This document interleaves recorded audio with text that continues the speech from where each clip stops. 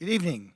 Tonight we're going to be continuing with our study on the book of Daniel, and we are in Daniel chapter 6, where it talks about Daniel in the lion's den. If you've not already done so, let me encourage you to get your Bible, and you're welcome to follow along. I'll be reading from the New King James Version, Daniel chapter 6, picking up with verse 1. It pleased Darius to set over the kingdom 120 satraps to be over the whole kingdom, and over these 3 governors, of whom Daniel was one, that the satraps might give account to them, so that the king would suffer no loss. Then this Daniel distinguished himself above the governors and satraps, because an excellent spirit was in him, and the king gave thought to setting him over the whole realm. So the governors and the satraps sought to find some charge against Daniel concerning the kingdom, but they could find no charge or fault, because he was faithful, nor was there any error or fault found in him. Then these men said, "We shall not find any charge against this Daniel, unless we find it against him concerning the law of his God." So these governors and satraps thronged before the king and said thus to King Darius, live forever. All the governors of the kingdom, the administrators and satraps, the counselors and advisors, have consulted together to establish a royal statute and to make a firm decree that whoever petitions any god or man for 30 days, except you, O king, shall be cast into the den of lions.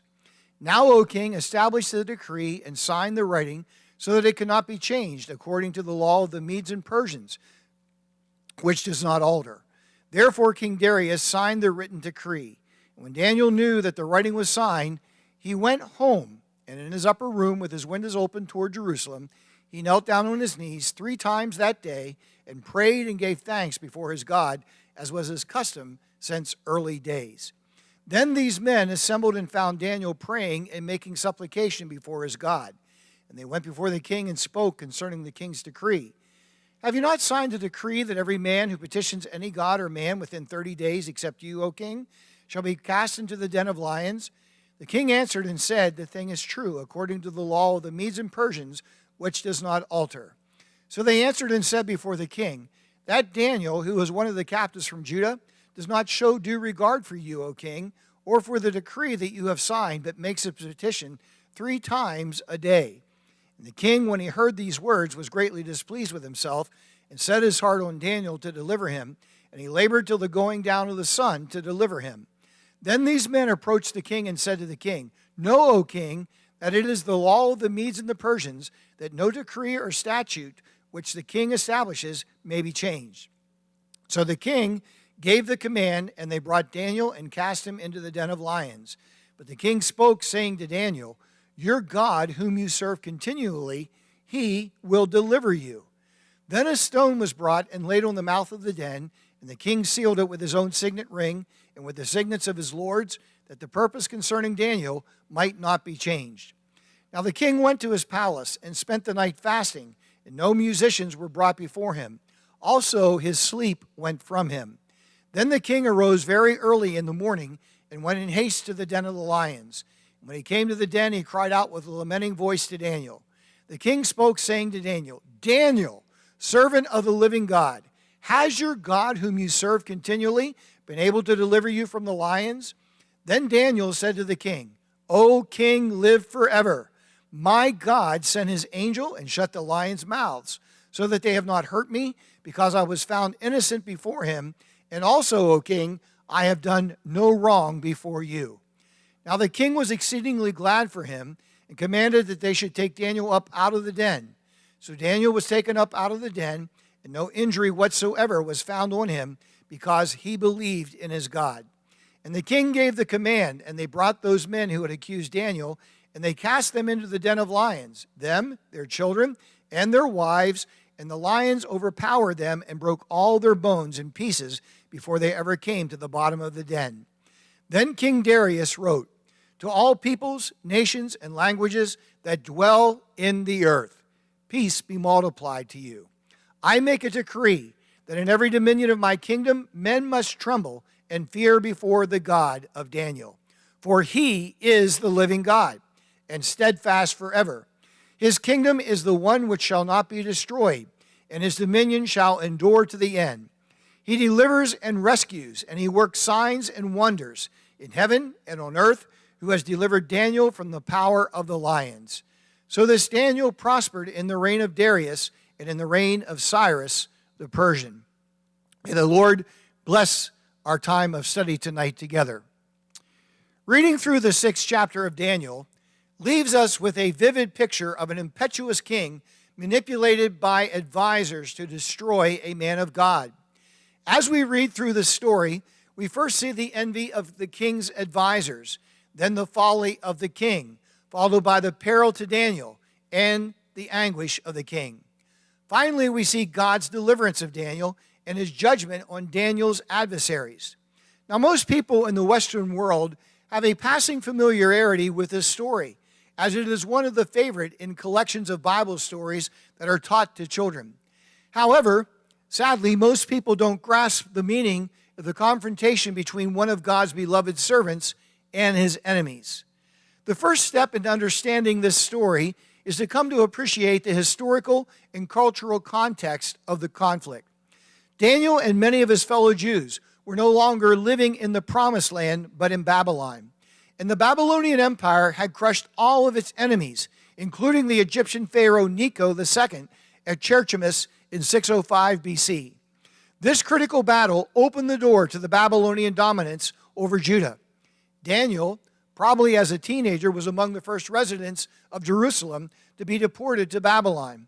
And living in the Promised Land had been an essential element of the covenant between the children of Israel and their God. The land itself was more than just a home and a gift from God to them, but rather it represented to them a symbol of his power and his authority. When Babylon took the Jews into captivity, some of them may well have been in shock that God had not prevailed. The God who had parted the waters of the Red Sea, using those same waters to drown the pride of Egyptian power, had not delivered Jerusalem from Nebuchadnezzar's armies. In their mind, they questioned, how could that be? Israel's and Judah's prophets had warned that God would withdraw his protection from his people if they continued to ignore his laws. As far back in their history as Moses, the warning had been in front of the nation as they studied the writings of Moses and other prophets there in Deuteronomy chapter 28. Yet the people of Israel stubbornly persisted in their sins. The people of Judah went into captivity, not because God was powerless before the armies of Babylon, but because of the sins of Israel. The questions of exile are a fundamental part found in the book of Daniel. Gleason Archer, in the Expositor's Bible Commentary, states the following. Mr. Archer says this, indeed, it was essential for God to prove by his miraculous acts that he had allowed his people to go into captivity in 587 BC. Not through weakness, but rather to maintain his integrity as a holy God who carries out his covenant promises, both for good and for ill, according to the response of his people. So the whole narrative of Daniel relates to a series of contests between false gods of human invention and the one true sovereign Lord and Creator of the heaven and of the earth. In Galatians 6:7, it tells us that God is holy and righteous, and he will not be mocked. He does not permit ongoing sinfulness to continue forever. Eventually, rebellion against God will bring consequences. But even for those Jews who understood, exile brings with it many questions. How could they serve a God without a temple? How could they be covenant people while separated from the Promised Land? Well, the book of Daniel reveals the answers through the positive examples of Daniel and his companions, Shadrach, Meshach, and Abednego. Through a series of trials of their faith, they remain loyal to the one true God. We see the first challenge in the first chapter of Daniel. Daniel and his friends refused to eat and drink anything that would defile them. The foods they were initially given to eat may have been unclean, or they may have been filled with fat, or even offered to false gods, making them unfit for someone who obeys God's laws given to Moses recorded in Leviticus and Deuteronomy. Daniel and his friends prevailed, and they found favor with God. Other challenges that followed included the interpretation of dreams in chapters 2 and 4, the golden image and the fiery furnace in chapter 3, and then the handwriting on the wall at Belshazzar's feast that we studied last week in Daniel 5. In each case, the servants of God prevailed over the kings, over idol worshippers and magicians. This book's account of men's disputing God's superiority here conclude with Daniel being thrown into the lion's den. Now, unlike the narrative accounts in the first half of Daniel, chapters 7 through 12 contain visions and prophecies. But in chapters 1 through 5, we read where Daniel had served with distinction in the administration of the Babylonian king Nebuchadnezzar in chapter 1 through 4, and then again King Belshazzar in chapter 5, when the Medo-Persian Empire conquered Babylon. In chapter 6, Daniel now begins serving King Darius, a leader that some historians believe had previously served as one of the generals of Cyrus, the Persian Empire. As for a viceroy for Cyrus, Darius enlisted the help of the Babylonian nobles to help to govern the conquered territory. Cyrus was renowned for creating an empire that drew on the talents of many of the people that he had conquered. Satraps, or governors, ruled over provinces with a great deal of autonomy in this remarkable system. At this point in his life, 539 BC, Daniel was a prominent elder statesman close to 80 years of age. Darius called upon him to be one of the 3 governors over the satraps. And because of Daniel's skill and integrity, though, Darius decided to promote him to a position above all the other governors, we read here in verse 3. And it may have been this plan that set into motion the events that we read about here in chapter 6. Now, it stands to reason. Envy was undoubtedly a major motivation for the plot to disgrace or to destroy Daniel. But it is just as likely that Daniel's honesty prevented these men from illicit revenue through bribery, fraud, and misappropriation of funds. To Daniel's credit, his enemies could find no fault that would discredit him. They had observed, however, Daniel's unswerving dedication to God. They schemed to manipulate circumstances such that Daniel's dedication would appear to be disloyalty to the king. And these governors and counselors then approached King Darius here in verse 6.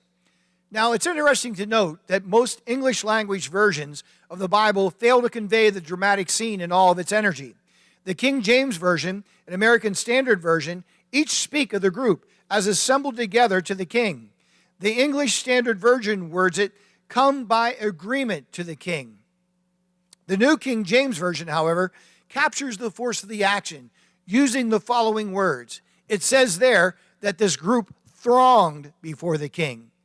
Now, the focus on wording may seem like a small, minute point, but understanding the atmosphere in the royal court helps to explain the king's rash decision. These men did not merely petition the king as calm government officials, but rather they presented an aura of urgency through emotion, perhaps suggesting the possibility of disloyalty among the newly conquered people of Babylon. What could make more sense than a test of loyalty to the king crafted as a ban on petitions to other men or other gods? And upon the advice of these men, King Darius hastily issued a decree forbidding anyone from making a petition to any god or man for 30 days, there in verses 6 through 9, except to he himself. Now, the penalty for disobedience was to be a horrifying death in a den of ravenous lions. Verse 10 tells us that when Daniel knew that the writing was signed, he knelt and he prayed as he always had. Daniel knew the type of men who shared governmental authority with him. He knew that they would be watching and that they had set a trap for him, but he refused to be swayed because Daniel also knew the God that he served. This verse also points out another aspect of Daniel's prayer as he faced Jerusalem. Praying toward the temple in Jerusalem had long been customary among the people of God. You can read about it in Psalm 5:7. And although Daniel was a captive in Babylon, he was quite familiar with Solomon's prayer at the dedication of the temple 4 centuries earlier. Solomon had anticipated a time when God's people might be carried away captive. So he specifically asked that God look with mercy on them when they repented, praying toward the temple. You can read it there in 1 Kings chapter 8, verses 46 through 53. Later on, God appeared to Solomon in a dream, telling him that he had heard his prayer there in 1 Kings chapter 9, verse 3.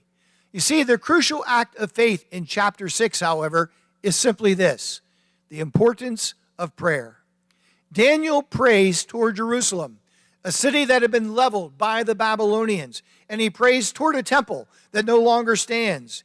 Daniel's actions clearly show that it was not the promised land, nor was it the city of Jerusalem, and not even the existence of a temple of God that was vital to the faith of Israel. But rather, his prayer demonstrates that what really matters is wholehearted dedication to God himself. That, my friend, is the core of real faith, and a fitting response to the enemies who defy the true God and persecute his people. One of the most important elements of the story is the law of the Medes and of the Persians. 3 times in this chapter, we read that this law, once issued, could not be changed. In verse 8, again in verse 12, and then finally in verse 15. Even the king himself was powerless to change his own laws. What we read in chapter 6 is different from the preceding 5 chapters. Nebuchadnezzar and Belshazzar were Babylonian kings, not Persian, and as such, they were free from such constraints. This provision may seem strange to us as modern readers, but there was a valid and also a practical reason for the Medes and the Persians to adopt such an attitude toward the law. First, the inability to change a law after issuing it would cause the king to be more deliberate in considering legislation before enacting it. Second, the legal framework of society would be more stable. And perhaps the reason that is most relevant to Daniel 6, though, is one that has more to do with manipulation of laws to achieve one's purpose than stable government. Daniel's enemies used this established concept of Persian law to entrap Daniel and outmaneuver the king, who was actually fond of Daniel and wanted to save him. We read here in verses 14 and 15. You see, the king's obvious anguish was in stark contrast to the barely hidden glee of his trusted officials. Even though the king was compelled to have Daniel thrown into the lion's den, God miraculously spared Daniel's life. On the following morning, when Daniel was rescued, Daniel told the king here in verse 22, "My God sent an angel and shut the lions' mouths so that they could not hurt me." Darius did not hesitate to order the conspirators, their wives, and their children to be cast into the den of lions where they intended Daniel to be cast. Scripture tells us in verse 24 that the lions overpowered them and broke all their bones in pieces before they even came to the bottom of the den. So friend, it wasn't that these lions were old. It wasn't that they were toothless. It wasn't that they didn't have much of an appetite. We find out that the conspirators, their wives, and their entire families, as they were thrown in, even before they hit the bottom of the den, all the bones in their bodies were broken to pieces. Now this chapter closes with another decree, possibly written by Daniel himself, in which the king ordered that everyone must fear and reverence the God of Daniel. In the decree, Darius shows remarkable understanding that God is eternal and that his kingdom and dominion will never end in verse 26. He attributes to God the ability to perform signs and wonders in the heavens and on the earth in verse 27. The decree closes with this statement: He has rescued Daniel from the power of the lions. Friends, the entire chapter is remarkable for a number of reasons here in Daniel 6. Daniel was about 80 years of age and had been in obscurity for some years since Nebuchadnezzar's death 23 years before. Daniel had emerged from retirement at the feast of Belshazzar, the night that the Babylonian Empire was overthrown by the Medes and the Persians. Now the Persians recognized his genius in administration, and he prospered for the remaining years of his life. In the midst of a difficult situation politically and living in a land that worshiped another god, Daniel continued to remain untouched by the immorality and idolatry of those about him, and had a testimony among all men of his faithfulness to his God. Prophetically, the events of this chapter speak of the rescue of the godly remnant of Israel at the second coming of Christ at the end of the tribulation period. God has unchangeable laws He has unchangeable purposes, and he has unchangeable promises. Isaiah the prophet tells us in Isaiah 55:11, so shall my word be that goes forth from my mouth, speaking of God. It shall not return to me void, but it shall accomplish what I please, and it shall prosper in the thing for which I sent it. Next week, we will begin to study the prophecies given to Daniel concerning end-time events as we pick up with Daniel 7. I invite you to join us as we discover how these prophecies have been fulfilled and how we should be living as though we expected Christ to return for his church at any moment. I look forward to seeing you at church this Sunday morning at 10 a.m. or having you join us online. May the Lord richly bless you and have a wonderful week.